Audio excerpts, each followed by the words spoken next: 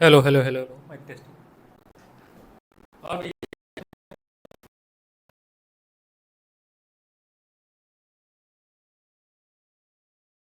ले लो मत गले की बैंड बन जाती है। एसएसटी में भी बोलना ही पड़ता है। हाँ जी।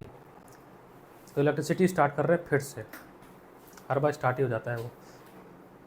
उसका तो ऐसा है कि ये देखे गए फ्री फ्री में किताब तुम लोग को। अच्छा है। अच्छा चलो अपडेट। ठीक ठीक बहुत बढ़िया। गुड। सर जी हम लोग पढ़ रहे हैं या स्टार्ट करने जा रहे हैं, दैट इज़ इलेक्ट्रिसिटी फिर से।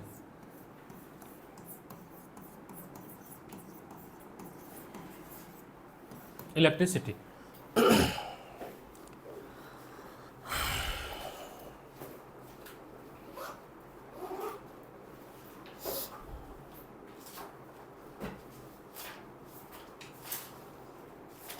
थोड़ा सा प्रकाश डालिए। What is electricity? देवी का आया था पेपर में तुम्हारे? पेपर में था? बताइए। What is electricity? सर इस रूम में जितनी चीज़ें हैं वो इलेक्ट्रिसिटी चल रही है। पंखा, बोर्ड, लाइट, है ना, यही है इलेक्ट्रिसिटी। 3D देखा आपने? डिफाइन मशीन, है ना, रेंचो से पूछता है ना। तो anything that make your life easier is machine. तो गुस्सा हो जाता है प्रोफेसर। फिर वो चतुर होता है, प्रॉपर सुनाता है वो। तो उसके बाद वो मेरे को याद नहीं हुआ, मैं सोचा था अगली बार रट के आऊँगा। वो नोटबुक का इतना बड़ा डिफिनेशन देता है, बोलता कहना क्या चाहते हो सर मैं नोटबुक। तो वही चीज़ है। What is electricity? इलेक्ट्रिसिटी का हम सबसे बेसिक डिफिनेशन जो मैं लिखता हूँ फर्स्ट लाइन जब स्टार्ट करते हैं इस चैप्टर को, it is a flow of. देखो जितनी बार पढ़ाऊंगा ये डिफिनेशन जरूर लिखूंगा मैं, अगर मैं 15th टाइम भी पढ़ाऊँ तो ये मेरा जो लाइन है ये वाला जरूर लिखूंगा कि यहाँ से शुरू करता हूँ। इसमें इसको फिर इसको मैं तोड़ता हूँ दो पार्ट में। इसमें हम तोड़ते हैं charge. What is charge? Charge is the statistics property of matter या एटम। तो व्हाट इज चार्ज? छोटे छोटी क्लासेस में हमने पढ़ा है कि हमने एक ग्लास रॉड लिया और इस ग्लास रॉड को हमने सिल्क से रब किया। सिल्क की क्लो से क्या किया हमने? रब किया। या ये पेन लो अपने बाल में रब करो और एक पीस ऑफ पेपर को क्या करो, पुल करने की कोशिश करो, तो वो पुल हो जाता है। जब हम इस पर रब करेंगे तो क्या इस पर चार्ज हो जाएगा। मान लो ग्लास रॉड है, ये ग्लास रॉड और ये आपका सिल्क क्लोथ। अब जब तक एटम के बारे में नहीं पता था 1600 बीसी में, 1600 बीसी में बहुत पहले की बात है, एटम की खोज हुई थी 1800 में, 1800 में। डाल्टन ने 1800 में एटम की मॉडल दिया था। उससे भी 200-250 साल पहले तो एक बेंजामिन फ्रैंकलिन नाम के एक, कुछ भी कह लो, साइंटिस्ट कह लो, थिंकर कह लो, वो एक व्यक्ति थे। उनके घर में जितना भी सामान था ना उन सबको रगड़े, जो दिख गया घर में। जैसे इस रूम में क्या क्या दिख रहा है, बोर्ड, प्लास्टिक, क्लोथ, स्किन, रगड़ा उन्होंने और एक लिस्ट बना दी उन्होंने। अब उस लिस्ट में जो पहले होगा उस पर पॉजिटिव आएगा। फॉर एग्जाम्पल मैंने एक लिस्ट बनाई जिसमें ग्लास रॉड को मैंने पहले रखा। आपको लिस्ट याद नहीं रखनी है। ग्लास रॉड, दूसरे पर रखा हमने सिल्क क्लोथ।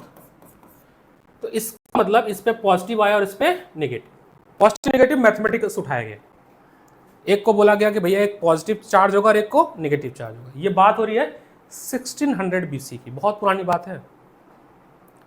जैसे से एटॉमिक मॉडल खोजा गया 18 सेंचुरी में, एटॉमिक मॉडल खोज लिया गया। 18 सेंचुरी आते आते 18 सेंचुरी में आपका आता है मॉडर्न एटॉमिक थ्योरी, जिसमें यह कहा जाता है कि मैटर की सबसे छोटी यूनिट होती है एटम। पढ़ चुके हम लोग।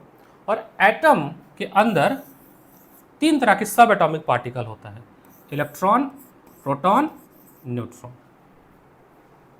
ये हमने 9th में पढ़ लिया है, बोहर मॉडल, ये मॉडल, वो मॉडल, यहां नहीं पढ़ना। फिर यह कहा गया कि अगर किसी में सब्सटेंस से इलेक्ट्रॉन जंप करके चला जाता समहाउ रब करने से, तो उसके ऊपर पॉजिटिव आ जाएगा और जिसके ऊपर जाके गिरेगा, मान लो इस पे आके गिर गया, उस पे आ गया negative charge.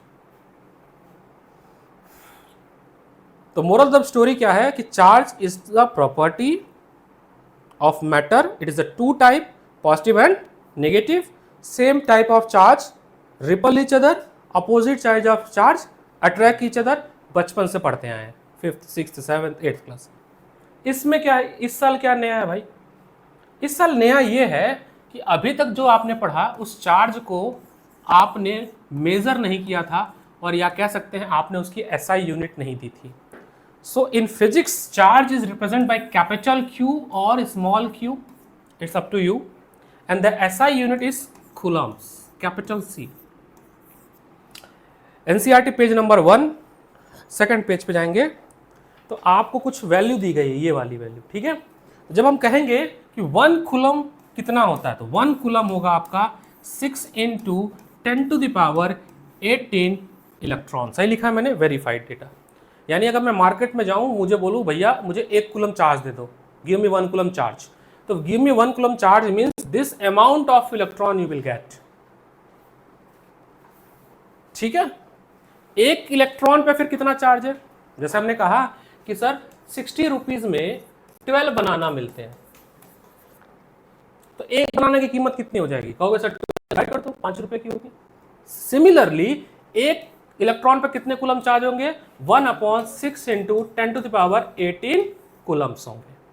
When you solve this, you will get 1.6 × 10⁻−19 coulomb. ये दोनों एमसीक्यू के लिए याद रखना है। बोलो हाँ या ना, पहली बात और दूसरी बात लिख तो चलो रनिंग एंड में, ठीक है।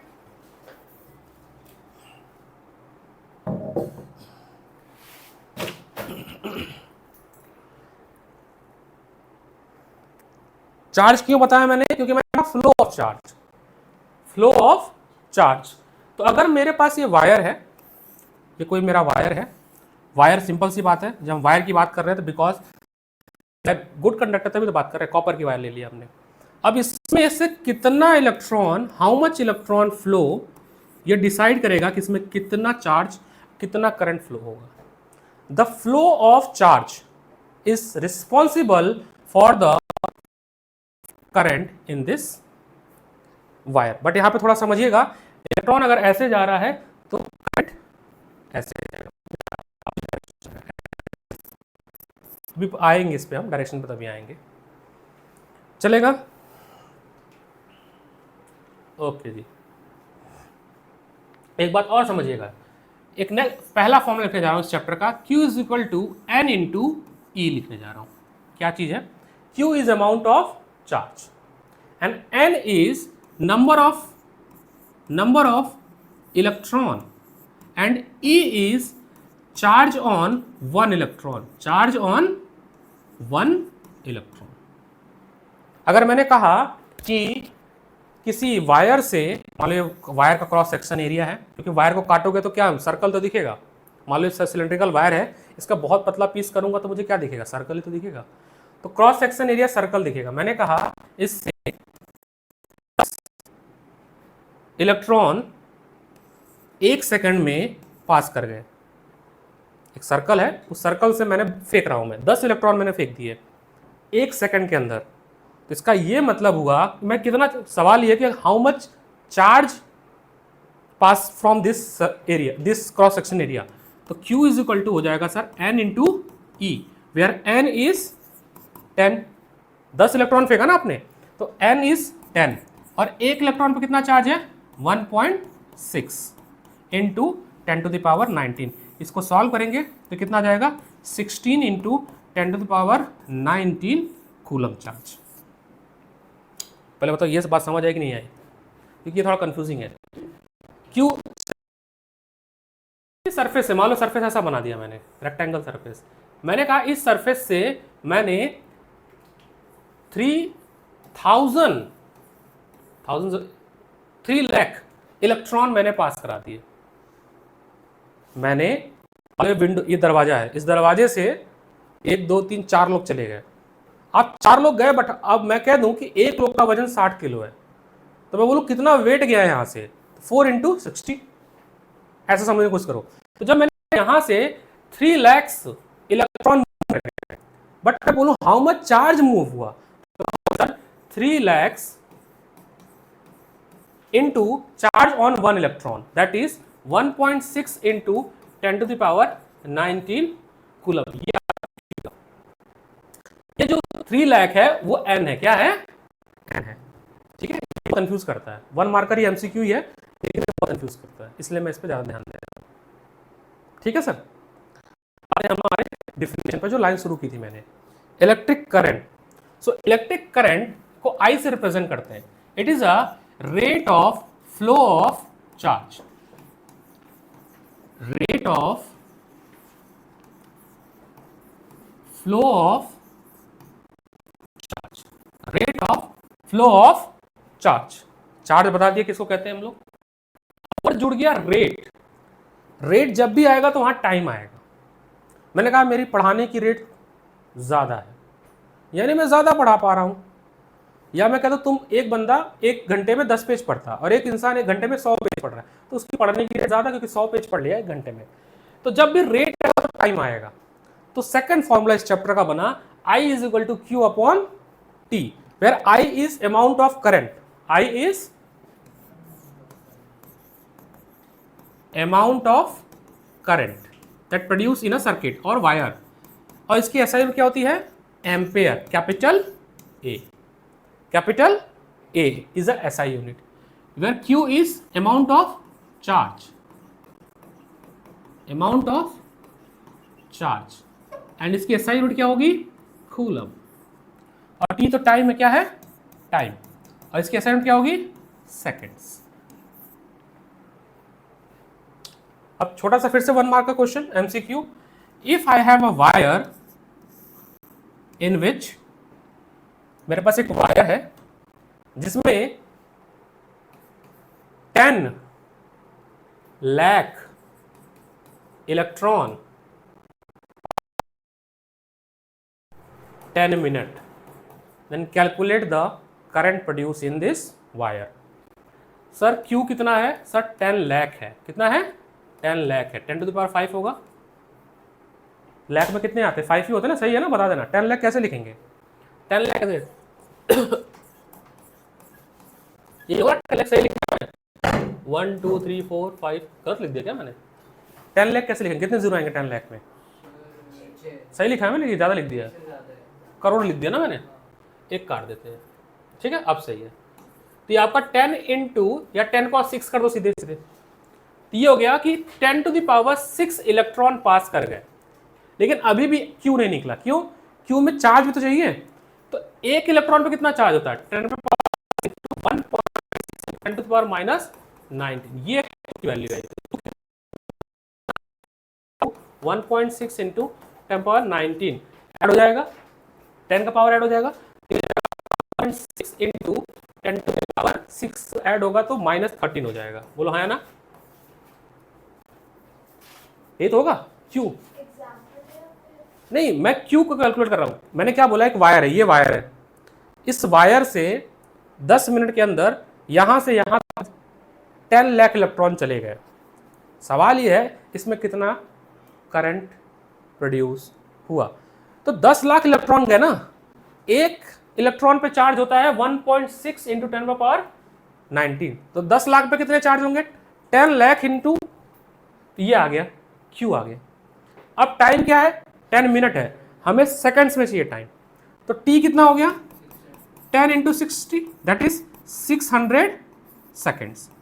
अब आपको क्या चाहिए था, अमाउंट ऑफ करंट चाहिए ना, आई, तो क्यू आ चुका है आपका 1.6 into 10 to the power -13 coulomb upon 600, ये आपको सॉल्व करोगे तो एम्पेयर दे देगा।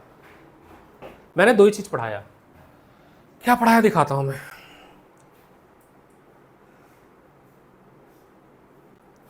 यहां से शुरू हुआ था ये कि what is electricity, is a flow of charge, क्या चार्ज जो है वो बताया मैंने, ये डिफिनेशन देखा कि चार्ज क्यू से रिप्रेजेंट करते हैं जो कि n इंटू ई होता है, number of electron into charge on 1 electron, ये ई का मतलब है चार्ज ऑन 1 इलेक्ट्रॉन, जिसकी वैल्यू हमेशा 19 कूलम।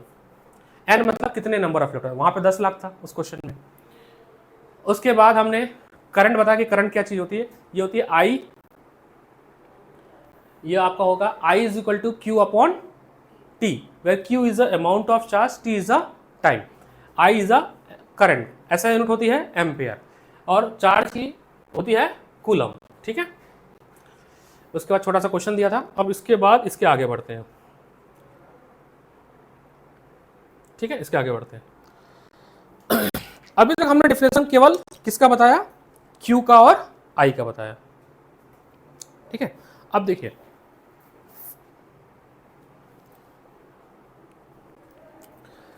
सबसे पहले हम आपको वो बता देते हैं। अगला टॉपिक है पोटेंशियल। पोटेंशियल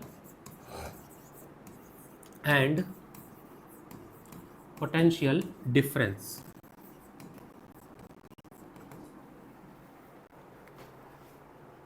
देखिए सर्किट में हम लोग जो सेल बनाते हैं, ये एक सेल है, ऐसे बनाते हैं। बड़ी डंडे को बोलते हैं पॉजिटिव और इसको नेगेटिव। जैसे रिमोट में सेल लगता है ना, जैसे इस रिमोट में सेल होगा, अगर ये रिमोट है तो इसके अंदर सेल लगा होगा, बंद ना हो जाए, नहीं खुल रहा है, नहीं जानते ही होगे। तो एक सेल को हम ऐसे दिखाते हैं। अगर मैं बैटरी दिखानी है तो कई सारे सेल को जोड़ेंगे सीरीज में, तो बड़ी डंडे से जोड़ दिया हमने, तो ये बैटरी बन गई,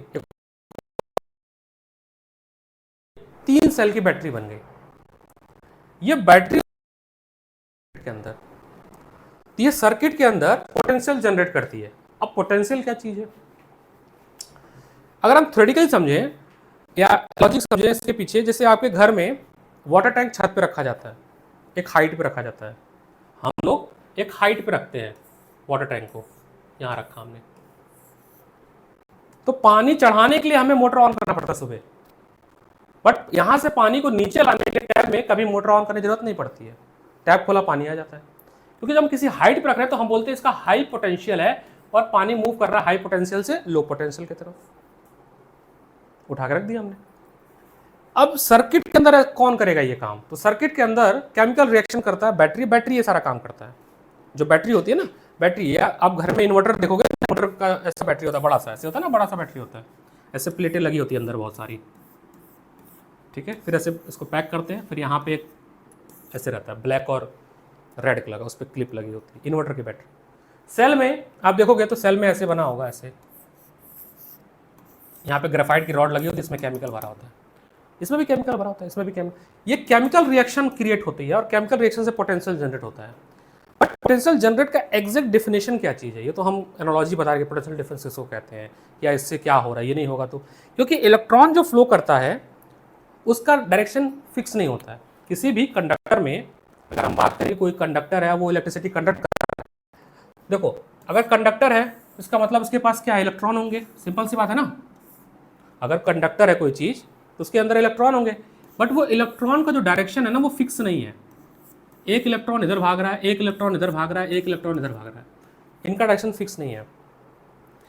इलेक्ट्रिसिटी कंडक्ट होती है due to free electron, the motion of free electron, but ये जो फ्री इलेक्ट्रॉन है इनका डायरेक्शन फिक्स नहीं है, ये जिगजैग मोशन में मूव करे, इसको ब्राउवियन मूवमेंट बोलते हैं। क्या बोलते हैं, ब्राउवियन मूवमेंट। ब्राउवियन मूवमेंट क्लास 9 में पढ़ा था हमने। और इस वायर में तब तक करंट फ्लो नहीं होगा, इस कंडक्टर में, जब तक ये लोग एक डायरेक्शन में ना मूव करें। तो इनको एक डायरेक्शन में मूव कराने के लिए हमको कोई पावर सप्लाई देना पड़ता है। तो जैसे हमने दिया, बैटरी लगा दी, ये स्विच है, स्विच को ऑन कर दिया हमने, तो जैसे बैटरी लगाते हैं कि सारे के सारे इलेक्ट्रॉन जो हैं अब इस तरह से मूव करने लगेंगे, ये डायरेक्शन फॉलो करेंगे, ये वाला, नेगेटिव से पॉजिटिव। नेगेटिव से पॉजिटिव की तरफ इलेक्ट्रॉन जैसे मूव करता है, जो करंट है वो मूव करता है पॉजिटिव से नेगेटिव। करंट का डायरेक्शन और इलेक्ट्रॉन का डायरेक्शन अपोजिट होता है। इलेक्ट्रॉन मूव करते हैं नेगेटिव से पॉजिटिव और करंट मूव करता है पॉजिटिव से नेगेटिव, ये बात याद रखना है। तो ऐसा क्या हुआ कि इसके लगाते ही इनका जिगजैग जो मोशन था, रैंडम मोशन था, वो एक अलाइन हो गया। यानी ये पीटी टीचर जैसे नहीं होते, पीटी वाले विसल बजाते सब मार्च कर लगते एक लाइन, इसने, ये पीटी टीचर है क्लास का या स्कूल का, ये मार्च करा दिया सबको एक लाइन में, परेड करा दिया। तो इसने जो काम किया उस काम को हम लोग कहते हैं पोटेंशियल। क्या बोलते हैं, इसने केमिकल रिएक्शन इसके अंदर हुआ और इसने हाई पोटेंशियल और लो पोटेंशियल दो चीज बनाई, और इलेक्ट्रॉन जो है वो लो से हाई की तरफ जाता है और करंट हाई से लो की तरफ जाता है। तो थ्योरेटिकली कैसे समझेंगे, थ्योरेटिकली समझ सकते हैं क्या काम किया होगा इसने। आप रखते मान लो क्यू क्या है, चार्ज है, और हम कह रहे हैं पॉजिटिव चार्ज है, तो चार्ज अपने चारों तरफ फील्ड क्रिएट करता है, इसको कहते हैं चार्ज फील्ड। जैसे मैग्नेट अपने चारों तरफ मैग्नेटिक फील्ड क्रिएट करता है, ऐसे ही करंट भी अपने चारों तरफ फील्ड क्रिएट करता है, ऐसे ही चार्ज भी अपने चारों तरफ चार्ज क्रिएट करता है। इसको कहते हैं, जो मैंने बनाया इसको बोलते हैं चार्ज फील्ड, चार्ज फील्ड या इलेक्ट्रिक चार्ज फील्ड बोल देते हैं। और मान लेते हैं इन्फिनिटी से बहुत दूर एक और चार्ज रखा हुआ है इसके जैसा ही, बट इससे छोटा सा है, मान लो 1 कूलम का ही लेंगे हम, क्योंकि डिफिनेशन में भी ऐसा लिखा और यूनिट पॉजिटिव चार्ज। अब यहां से इसको उठाकर हम ले आएंगे इसके पास करीब, मान लो पॉइंट ए पे लाकर रख दिए, ये फोर्स लगाएगा किसकी जैसा इंसान इसके पास ना आए, same charge repel each other, तो ये इधर की तरफ फोर्स लगाएगा। But we pick a charge from infinity and bring near to the same type of charge, तो हमने वर्क डन किया। क्या किया, क्योंकि वर्क एफ इंटू डी होता है, डी मतलब डिस्टेंस ट्रेवल किया, एफ तो फोर्स लगाई, तो यहाँ वर्क डन हो गया। और वर्क डन अपॉन चार्ज जब करते हैं तो जो यहाँ पे क्वांटिटी जनरेट होती है उसी क्वांटिटी को हम लोग कहते हैं पोटेंशियल। क्या बोलते हैं, potential. What is potential, the amount of work done to carry a unit positive charge from infinity to the near point of another charge. ये नोट्स में लिखा है, बहुत घबराना नहीं लिखे, समझो नोट्स दिया ना 7 पेज का एक नोट्स, उसी में लिखा है definition. What is potential, it is the amount of work done to carry a unit positive charge from infinity to near, क्या है ना, तो जो क्वांटिटी जनरेट हुई वो पोटेंशियल हो गई। तो P का डेफिनेशन क्या आ गया, W अपॉन Q। W क्या है, work done, SI into W की क्या होती है, जूल। क्या होती है, जूल। चार्ज की क्या होती है, कूलम। और पोटेंशियल की होती है वोल्ट। तो यहीं से अगर मैं पूछूं डिफाइन 1 वोल्ट तो क्या बोलोगे, सर 1 वोल्ट तब होगा जब 1 जूल वर्क डन करो 1 कूलम चार्ज को लाने में।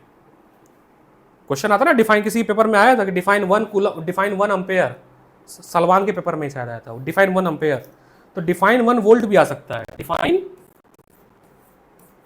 सलमान में आया था।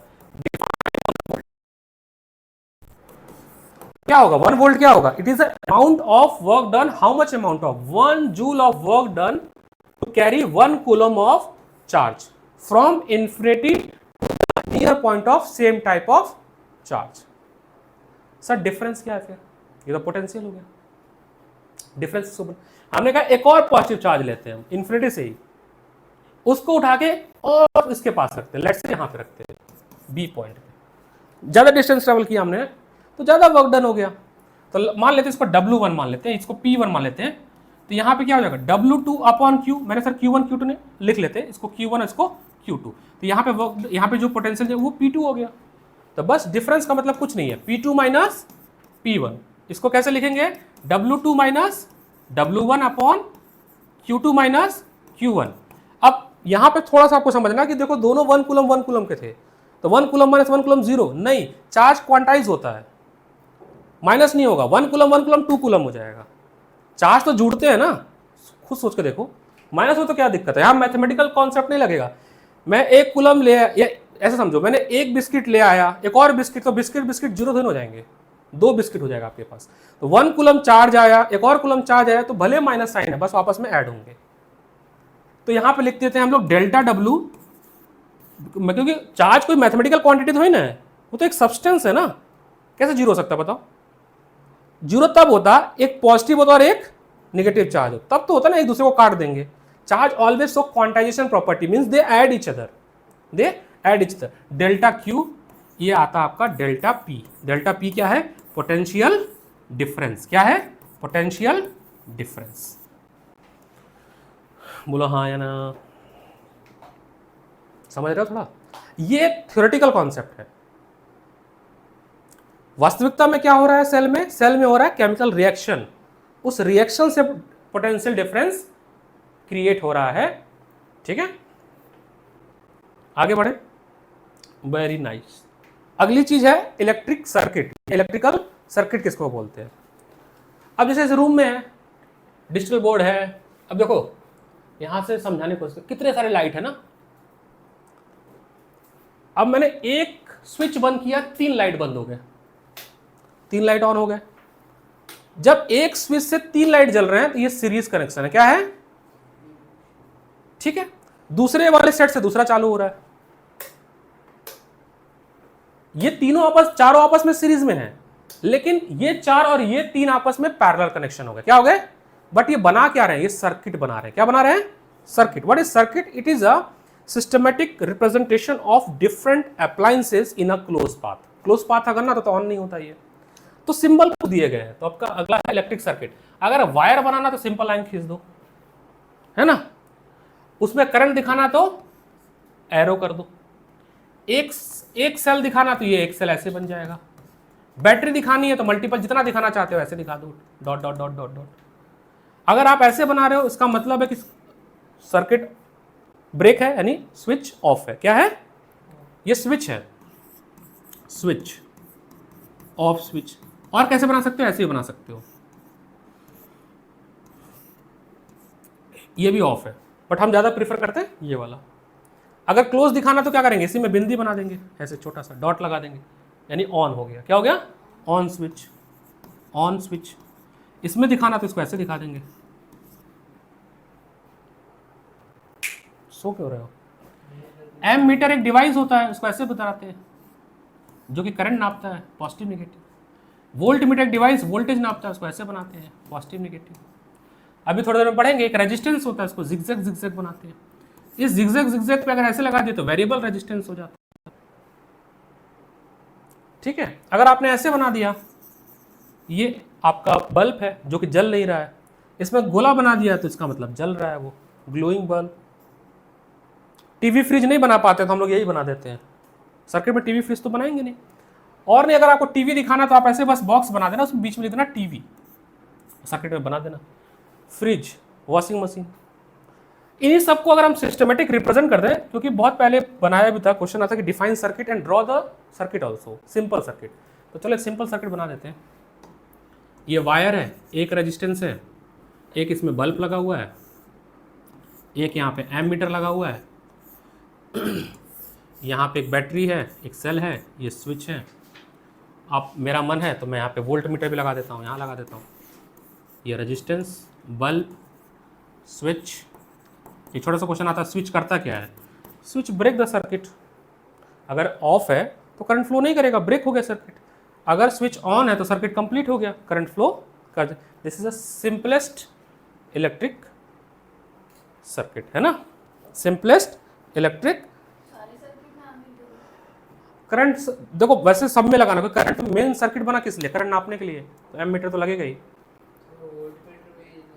जरूरी नहीं है वोल्ट मीटर, कहेगा तो लगा देना, कहेगा तो लगा देना, जितना कहेगा तो। वो तो स्टेटमेंट में लिखा होता है कि 4 रेजिस्टेंस जोड़ने हैं, 2 बैटरी जोड़नी है। जैसे मैं बोलूँ कि मेरे को 4 बैटरी लगानी है, यहाँ पे 4 सेल लगाने हैं, 5-5 वोल्ट, मैं 4 बनाऊंगा ना ऐसे, 1 2 3 4 लग गए, 5 वोल्ट 5 वोल्ट, टोटल हो गए 20 वोल्ट के। ठीक है, बोलो हाँ या ना, कहाँ तक पहुँचे हम लोग? इसका तो ओम्स लॉ है। सर्किट डायग्राम हो गया, दैट इज 11.3। अच्छा क्वेश्चन है, इन टेक्स्ट कह रहा है what do you mean by saying that potential difference between 2 point is 1 volt. यानी एक तरह से 1 वोल्ट पूछना चाह रहा है आपसे। 1 वोल्ट क्या हो गया? 1 वोल्ट का मतलब ये हुआ सर कि 1 जूल आपने काम किया और 1 कूलम चार्ज कैरी हुआ उस सर्किट के अंदर, बस इसका ये मतलब हुआ। कह रहा है क्वेश्चन नंबर 3 इंडेक्स का क्वेश्चन है, अगर कह रहा how much energy given to each coulomb of charge passing through the 6 volt. Okay, जब भी एनर्जी पूछेगा तो पता क्या निकालना होगा? वर्क डन निकालना होगा। क्या निकालना होगा? Work done. तो V का फॉर्मूला क्या होता है? W/Q। तो आपको एनर्जी मतलब वर्क डन। भाई जितनी एनर्जी उतने तो काम कर पाओगे। कहते हैं आज एनर्जी नहीं, आज वर्कआउट नहीं करेंगे। जितना एनर्जी उतना काम करोगे, जितनी एनर्जी उतना मैं पढ़ा पाऊंगा। इच कूलम बोला है ना, ऑलरेडी कूलम बोल दिया। इच कूलम मतलब Q होगा 1C और V होगा 6, तो यहां रख दो 6 × 1 दैट इज 6 आंसर है इसका। ये क्वेश्चन नंबर 3 है। अब इसका फ्लैगशिप क्वेश्चन ओम्स लॉ करा के रोकेंगे। ओम्स लॉ समझा देते हैं क्या है। हर बार ओम्स लॉ पढ़ा के कई बार चालू हो रहा है। पिछली बार ओम्स लॉ पे रुके थे, आज भी ओम्स लॉ के फिर भी ओम्स लॉ आज करा देते हैं, फिर इसका आगे बढ़ते हैं। देखिए सर, क्या है ओम्स लॉ। एक साइंटिस्ट हुआ करते थे, उन्होंने एक छोटा सा एक्सपेरिमेंट किया, है बहुत छोटा सा बट बहुत ही इंपॉर्टेंट है। आपके बुक में जो एनसीईआरटी में बनी है, आपको वही सर्किट बनानी है पेपर में। मैं 10 बार बोलता हूँ, हर बार बोलता हूँ, समझाने के लिए हम सिंपली सर्किट यहाँ पे बनाते हैं, ठीक है। बट जब भी एग्जाम्स में आएगा तो जो एक्टिविटी आपकी बुक में दी गई है वही बनानी है, और वो एक्टिविटी क्वेश्चन आपको मिल जाएगा। अभी लेटेस्ट सलमान का पेपर हुआ है, अभी देखना, उसमें ओम्स लॉ का क्वेश्चन दिया, सर्किट दिया हुआ था। तो मैं एक सिंपल सर्किट बना रहा हूँ। मैंने एक रेजिस्टेंस, अब रेजिस्टेंस अभी क्या होता है भूल जाओ, कुछ भी रेजिस्टेंस में समझो क्या चीज़ है, थोड़ी देर बाद समझेंगे, ठीक है। यहाँ पे एक मशीन लगाते हैं एमीटर। एमीटर क्यों लगा रहे हैं? ताकि हमें करंट की रीडिंग मिले। मैं बैठो, बस 15 मिनट आ रहे हैं, हो गए 15:30।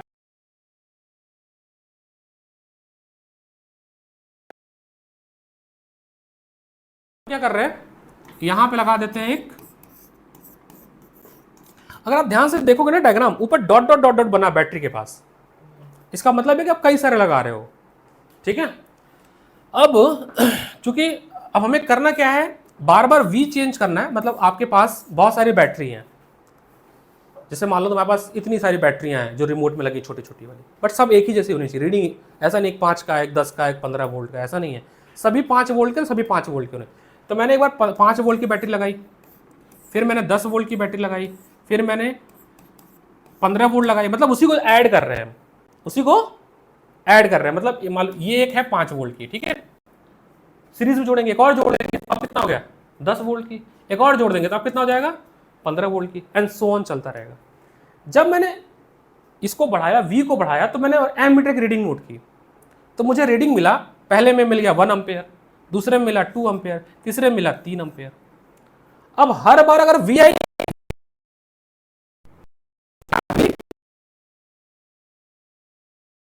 यानी मैं जितनी बार भी एक्सपेरिमेंट परफॉर्म कर रहे हैं तो v अपॉन आई आपको हमेशा मिल रहा है, यानी कि कांस्टेंट वैल्यू मिल रही है ना। तो यहां से एक लाइन लिखा गया, अच्छा, according to Ohm's law at a constant temperature, temperature हम चेंज नहीं कर रहे हैं। एक सवाल और पूछता है कि ओम्स ने जो वायर लिया था वो किस चीज का लिया था, तो उन्होंने एलॉय लिया था। क्यों एलॉय लिए थे? वैसे तो स्टेटमेंट ये है कि हमें टेम्परेचर चेंज नहीं करना, बट समहाउ मान लो टेम्परेचर चेंज हो गया, कुछ वजह हो गई, तो एलॉय की खासियत ये है कि टेम्परेचर चेंज होने पर भाई उसका रेजिस्टेंस चेंज नहीं होता है। That's why he take the alloy. इन्होंने बोला कि V बढ़ा रहे थे तो I भी बढ़ रहा उसी रेशियो में। देखो, if we double the V current also double, if we triple the V current also triple, same ratio बढ़ रहा है। और इस सिंबल को हटाकर जो दिया उन्होंने कांस्टेंट, वो दिया R। क्या दिया? R। तो यहां से निकला कि V अपॉन आई जो होगा वो एक कांस्टेंट वैल्यू होगा R, और इस R को बोला गया रेजिस्टेंस। क्या बोला गया? रेजिस्टेंस। R को क्या बोला गया? रेजिस्टेंस। तो ओम्स लॉ ने, अच्छा जब इसका ग्राफ बनाओगे V और I का, when we draw the graph of V and I, V I, तो आप देखो हर बार पॉइंट क्या मिल रहा है? सेम मिल रहा है। तो जब सेम मिलता है तो स्ट्रेट लाइन ग्राफ मिलती है। पढ़ा हमने, ये मान लीजिए I1 और ये I2, ये था 1 और ये था 2। इसके रिस्पेक्ट में मिलेगा आपको क्या? V1 दैट इज 5, इसके रिस्पेक्ट में ये क्या मिलेगा? V2 that is 10।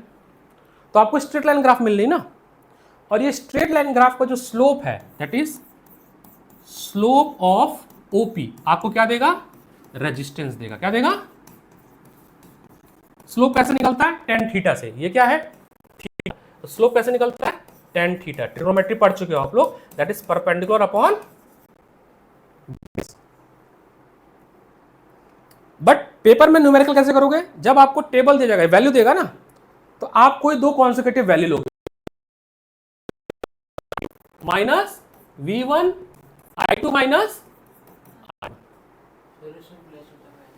तुमने प्लस कर दिया था पेपर में, हाँ माइनस होता है, माइनस होता है, ठीक है, क्योंकि हमें एरर देखना है, कम एरर आएगा। जैसे अब यहां पे क्या हो जाएगा? 10 माइनस 5, 2 माइनस 1, 5 ही तो आ रहा है।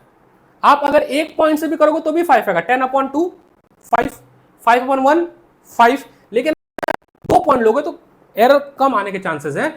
10 minus 5, V2 minus V1 5, I2 minus I1 1, 5 upon 1 5 हो। क्योंकि आप जब क्वेश्चन सॉल्व करोगे तो आप बहुत सारे क्वेश्चन टेबल वाले भी मिलेंगे, लखमीर सिंह में है, ओसवाल में है, दुनिया भर के बुक में है। तो दो तरह से, या तो ग्राफ दे देगा या तो टेबल दे देगा, या बहुत होशियार को कहेगा ग्राफ भी दे देगा, टेबल देगा, plot the graph, plot the graph and calculate the resistance. तो यू हैव टू प्लॉट और फिर आपको शो करना पड़ेगा पूरा कि हम 2 पॉइंट ले रहे हैं। ठीक है, ये है आपका ओम्स लॉ। तो ओम्स लॉ क्या कहता है कि V upon I is equal to R. अगर यहां से पहली बात समझो, आपको V और I में क्या रिलेशन दिख रहा है? इनवर्सली का रिलेशन दिख रहा है।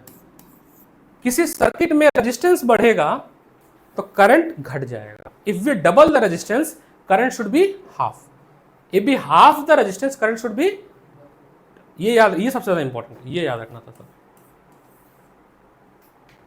ठीक है, और तो कुछ है नहीं ओम्स लॉ में, फिलहाल तो इतना ही है ओम्स लॉ में।